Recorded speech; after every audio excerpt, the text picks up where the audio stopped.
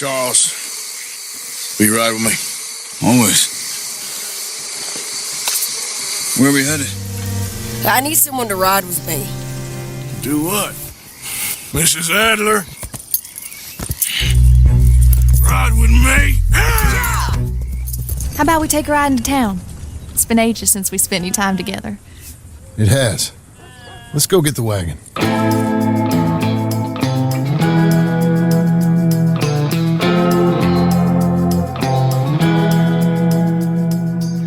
Welcome to Ride With Me, the queerness of Red Dead Redemption 2. In this final episode, I want to discuss the queerness of Arthur Morgan and how no matter what kind of honor a gamer places on the outlaw, he can still be clearly viewed as a queer character. I will also be sharing quotes from different fans of the game about how playing as Arthur has helped them to better understand their own queerness. And finally, I was incredibly fortunate to do an interview with Roger Clark, the actor who played Arthur Morgan. We discussed the queer Red Dead fandom and how many of them accept Arthur as a queer character. When playing Red Dead Redemption 2, you can find wanted posters of the Vandalin gang. The ones for Arthur Morgan describe his crimes and features and has a drawing of his likeness. The man in the image glares out of the paper with flat eyes, mean and soulless.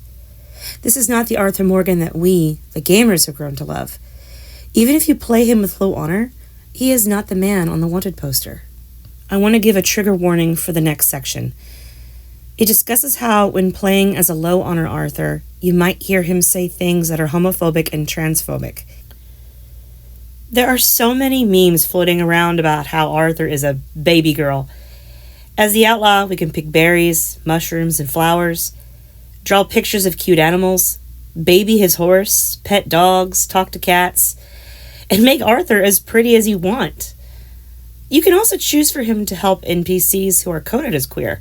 Albert Mason, Charles Chantenay, Margaret the Lion Tamer, Algernon Wasp, Mr. Black and Mr. White, among many others. On top of all of that, you can make Arthur as friendly as you want to anyone you meet, making him positively adorable, even though he just killed half the NPCs. As I've pointed out in previous episodes, Arthur's friendships with queer-coded Albert Mason, Charles Smith, and occasionally my boy Josiah Trelawney are often sweet and chivalrous. Arthur also makes fast friends with the gender-defying Sadie Adler, so it's incredibly believable to view him as a queer character too. However, there are many commenters in social media that disagree. All the things that I mentioned that can make Arthur feel soft and gentle are optional behaviors that players can make him do, things we associate with giving him high honor. But many people prefer to play him as low honor as possible. Honestly, it can be a whole lot of fun. I even have a save file just for the purpose. It's fun to be a psycho Looney Tunes cowboy who blows shit up and drunk drives his horse to sanity. It can be very therapeutic as well after a bad day. But if we do this, Arthur becomes a dirty bastard of a human being. We can have him kill almost anyone we want, in whatever manner we want. He can be sadistically cruel and torturous to whatever man, woman, and animal he comes across. And while much of what we can say to antagonize NPCs is fairly comical, we all do love a good greet antagonize. A lot of what he says is truly offensive to women and queer people. Do you think this is clever? I met women with more balls. You're pathetic. You look like you need to let off some steam. No, I like women. You know, you're the best man among us, Sadie. Oh, here we go. Tough, nasty, angry, smelly. What is wrong with you? And dumb. Just like a real outlaw. Go to hell! Won't you leave me be? You're a fella under them skirts, I know it. What exactly are you? Hey, I'm just an old man, okay? You think you can just push a lady around? Are you a man? Well, now you're gonna be sorry. When added to all the low honor behaviors I mentioned, many gamers across social media claim that this is evidence that Arthur cannot possibly be queer. But that can't be true. In reality, being a man who likes picking flowers and being nice doesn't mean you are necessarily queer. Being a man who is cruel and filthy doesn't mean you're straight. The things that we choose for Arthur to do don't define his sexuality and gender. No matter how low honor and nasty we can play him, there are things about his story we cannot change. In order to play the game, we must do missions in which Arthur's cruelty and kindness are set in stone. Despite his honor, he can still gently compliment Charles Smith and values his opinions throughout their missions. Charles, who is kind and melancholic despite his skills as a killer. Even when making Arthur thoroughly antagonistic, we can't change specific cutscenes with the gang. He is still gentle when rescuing flamboyant Trelawney from the bounty hunters, despite being suspicious of him. And Arthur is genuinely kind and protective of Jack, and deeply respects the ladies of the gang. Arthur reflects on his own insecurities in his journal and in other camp interactions. In these, he's very wistful instead of wrathful about the deaths of his friends. He thinks softly on Mary Linton, despite his frustrations with her. When gang members ask him about all the sweet keepsakes from his cot, he willingly tells them about these with shy sense of pride. Side note: bi-erasure is a serious thing. Many fans feel Arthur is attracted to both men and women of the era. He pines for his flaky ex-girlfriend, but shows little to no romantic interest in other women. Yes, he fathered a son with a woman, but he and Eliza became friends, not lovers. However, Arthur seems to greatly value the flirtations and attention from certain male characters, men who he interacts with similarly to how he is with Mary. A lot of bi and pan folk, including myself, experience love and attraction in this manner. Therefore, it is important to recognize this aspect of Arthur's queerness.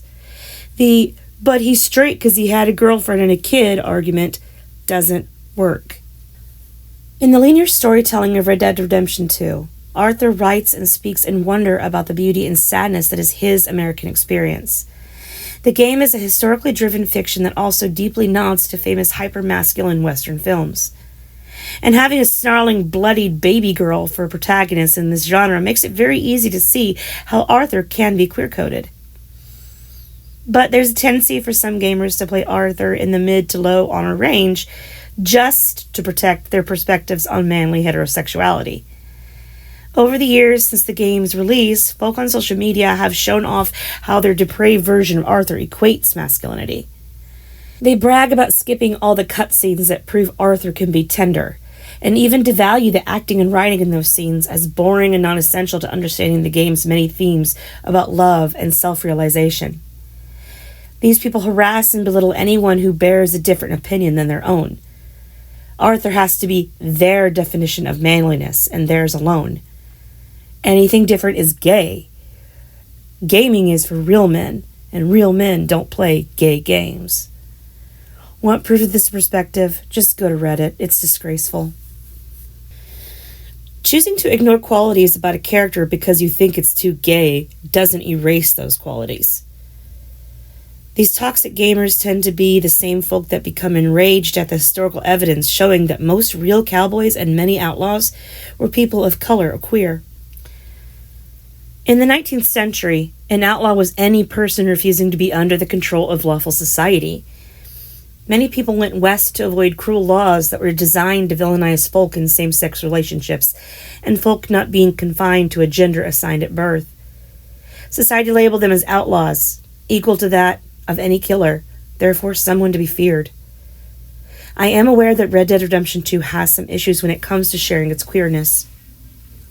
Certain things, such as learning the Mayor Strawberry's secret, are only confirmed if you violently remove a letter from him.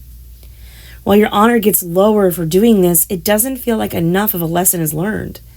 We shouldn't have to beat up a character to confirm his queerness. Whether or not you are straight or queer, antagonizing NPCs and hearing Arthur say transphobic and homophobic things can be distressing.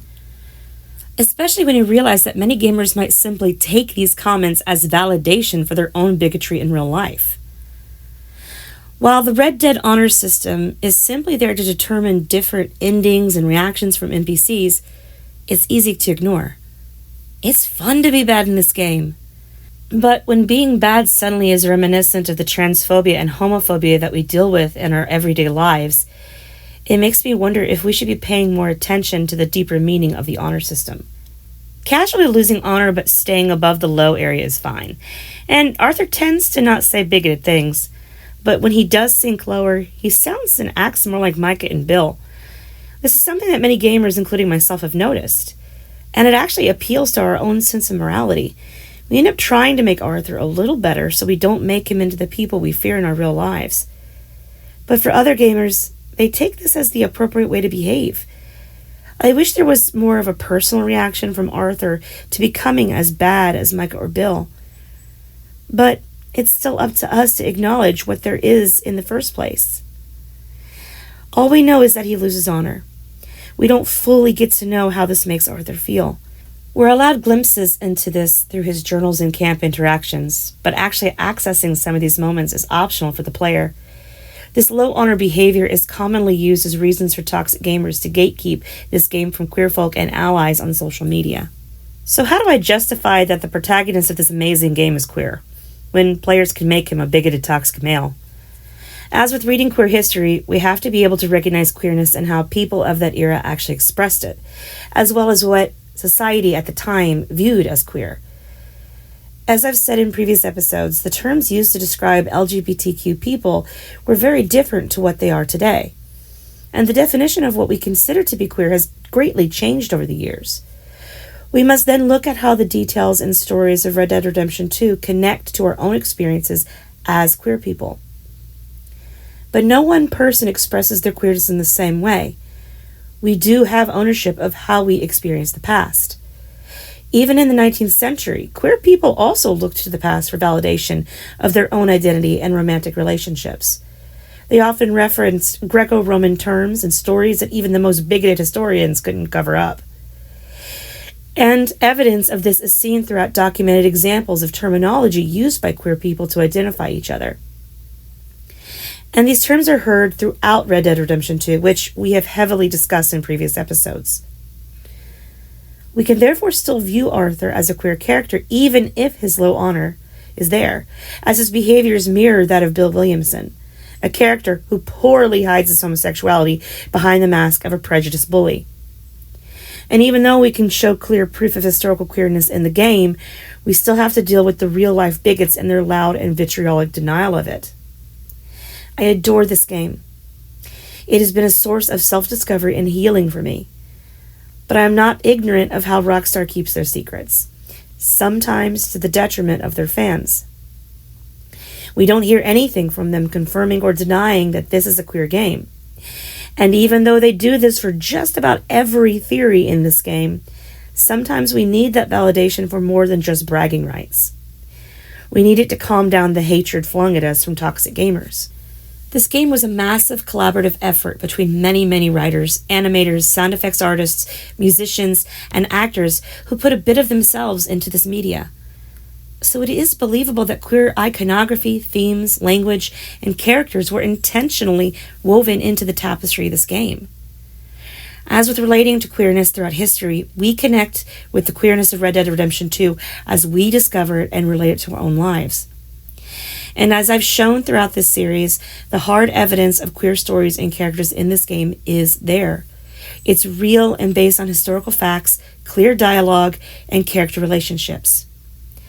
For more information on this, please see my list of resources at the end of the video. I had the great fortune of meeting Roger Clark at the 2022 Dragon Con in Atlanta, Georgia.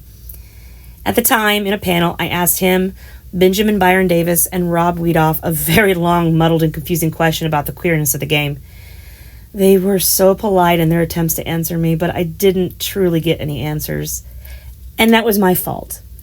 However, the experience helped me to realize that what I was asking could not simply be presented as one question. And this was the catalyst for starting the podcast. But through social media, I asked Roger to do a written interview for this final episode. I was beyond thrilled that he agreed, despite his crazy busy schedule at the time I asked. Because this is a podcast, I will read aloud the interview with the help of Dylan Pilgrim reading Roger's responses to my questions.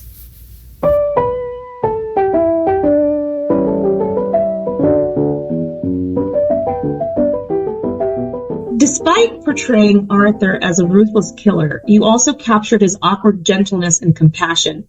Was this something you consciously decided to do, was it strictly in the writing or a combination of the two? People are complicated. We often contradict ourselves depending on the circumstances.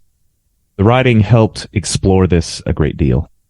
A lot of queer fans have said that your performance as Arthur helped them to better understand and accept their own sexuality and gender. Have you had fans share this with you? I've had so many fans share with me what our work meant to them. I still get positively overwhelmed by it. If I or my colleagues help someone on their journey of self-discovery, I certainly consider myself blessed to have played a part in that growth. How has this affected your perception or appreciation of your role as Arthur? Not that much, really. One of the beauties of portraying the playable character is realizing that your performance is a canvas for whatever actions or motivations the player is going to project onto the character. If you want Arthur to be bad and evil, hopefully some of the work I've done will make that version of Arthur's story feel truthful. If you want a good Arthur, hopefully his kindness will be brought out in the high honor version. How has knowing that you have had such an impact on queer Red Dead fans made you feel? Absolutely wonderful. Starting out in theater, I can honestly say the LGBTQ plus community have been some of my most influential mentors. I'm grateful to know my work has positively affected some within the community. Many YouTube videos have revealed that when playing strictly as low honor Arthur, there are insults that are fairly homophobic, transphobic, and misogynistic. As an actor, how did you handle performing lines like these? As honestly and as loyally to the character as I could. We all know that we have a lot of work to do as a society, but seeing how far we've come from some of the sentiments from the Wild West is encouraging. You clearly had great chemistry with so many of the actors from the game. However, queer fans really took notice of your interactions with Nasheer Dalal and Matt Walton. What was it like filming scenes with them? Matt was a fairly early one, worked with him a few days. He was great. Arthur and the photographer, even though coming from two completely different walks of life, still had enough respect and admiration for each other's lifestyle that they were able to form a bridge. Nasheer got involved a little later in the course of the work. We were aware of the character, but we weren't able to put a pin in him until Nasheer arrived. Then everything fell into place. Charles had a loyal sincerity to him that made Arthur a little more relaxed around him, made him trust him a little more. Of course, they played the characters that many of us felt had romantic chemistry with Arthur. What do you think it is about your performances with these two actors that got this kind of response? I wasn't going for romance, but I definitely felt a difference. More sincere type of friendship with Arthur and them that we would have had with other members of the gang. I wanted to explore that. You could afford to be a little different to characters like them and Charles Chantenay, where more sincerity and less machismo allowed Arthur to explore different aspects of his character. There has been quite a lot of queer art featuring Arthur, specifically where he's not conforming to masculine expectations or is innocently in a relationship with another male character. What has been your reaction to seeing these pieces? I haven't really thought about it. It's exciting to see interpretations from the audience that you may not have originally anticipated. It's thrilling, to be honest. It's a little upsetting to see strong rejections to it. Other people's headcanon isn't much of anyone's business. If you don't like it, scroll on. It's a little weird to take it personally enough to feel you have to chime in with your disapproval. A lot of people aren't getting as upset when other people's interpretations of Arthur differ in non-queer ways. I don't think that's a coincidence. I think it's a feeble attempt at rationalizing and justifying prejudice and homophobia. The character has become a part of queer iconography. As an actor, how does it feel knowing your performance brought it to that level? It's an absolute honor. There has been a lot of online hostility towards LGBTQ plus Red Dead fans. In response to this, you and so many of the cast have been outspoken allies for us, and we truly appreciate the love and support. For many of us, our favorite example of your support is the Turfs Ain't Got No Friends video. What is the story behind this? I'm an ally, and I don't make that a secret.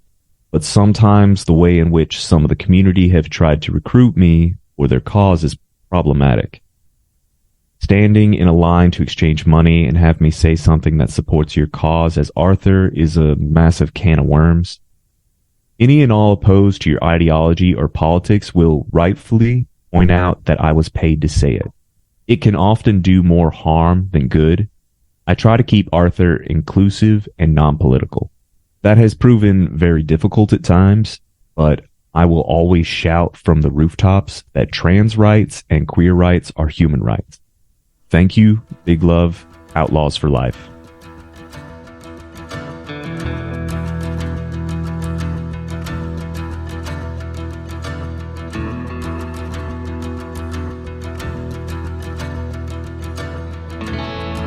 For all the historical queerness of Red Dead Redemption 2, it is Arthur Morgan himself who many fans connected with over this concept. Each day on social media, I run across new gamers who discover validation in this brutal outlaw.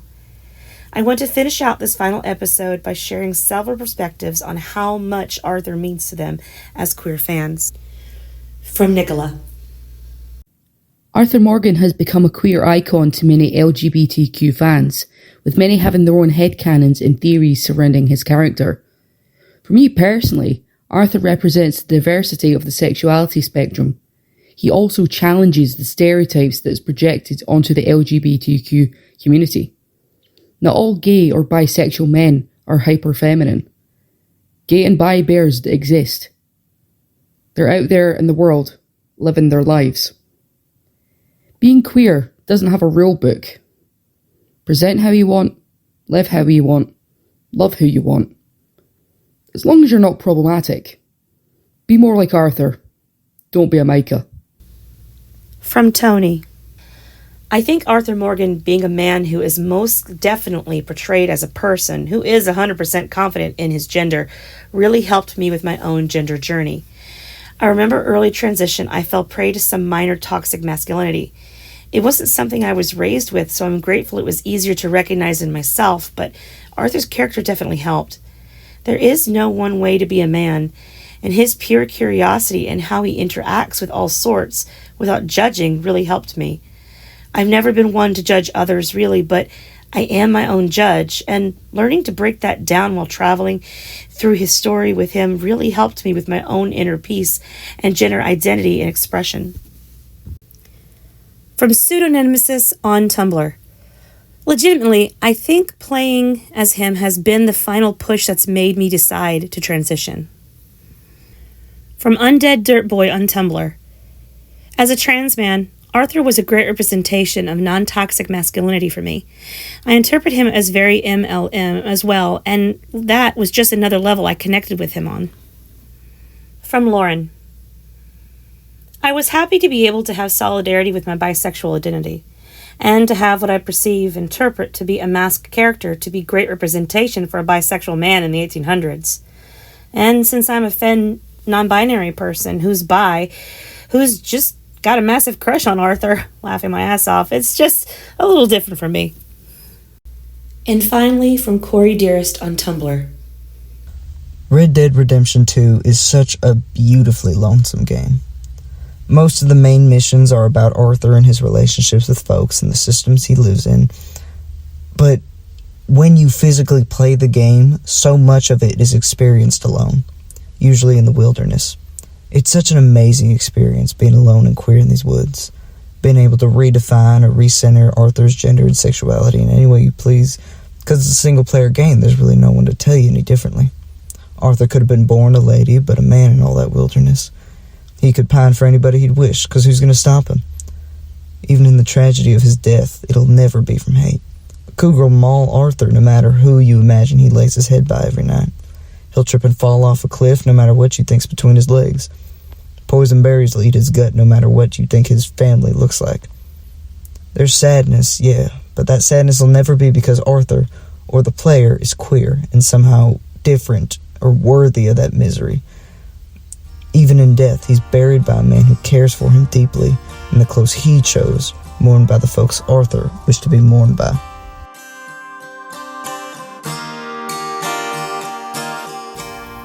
Red Dead Redemption 2 is not simply a game.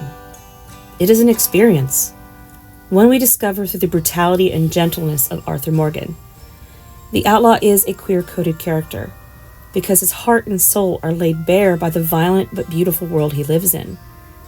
And his acceptance of his true nature lays in direct opposition to the powers that seek to destroy his found family. An experience that most queer folk understand on so many levels. When we hear Arthur ask Charles and Sadie to ride with me, he's not just asking for help in a fight. He's confirming their emotional support too. Arthur's body and soul struggle to find the strength to protect his found family. But Charles and Sadie's unquestionable love and acceptance of him gives him the strength he needs to save John, Abigail, Jack, and so many more, giving them all the chance to achieve some sort of peace in the tempest of their lives. I want to thank everyone who helped me make this podcast. The folks from episode panels, Nicola, Riri, Lauren, Tony, and all you high honor outlaws who I've become close to online over the past few years. And all my listeners, past, present, and future. All of you inspired me to make this show. I also want to again thank the phenomenally patient and enthusiastic actor Matt Walton for the episode about Albert Mason. All the talented artists I featured in the ship episode. Dylan Pilgrim for his fantastic narration in this episode. And to Roger Clark for the great interview. I want to give a special shout out to Brad Gullickson of Comic Book Couples Counseling for advice on making podcasts. And to the historian and YouTuber Kaz Rao, whose research videos on 19th and early 20th century queer U.S. history helped guide my own research for this show. I can never have enough gratitude to my found family here in Florida. Megan, Forrest, and Cade are the finest band of outlaws to ever accept me and encourage my fascination with queer cowboys. And finally, it's my darling wife, Jamie, and our feisty daughter. The love of these incredible ladies has inspired, encouraged, and supported me throughout the creation of this podcast and all of my other insane creative projects. As always, folks, outlaws for life, be loyal to what matters, and be gay, do crimes. Thank you for riding with me.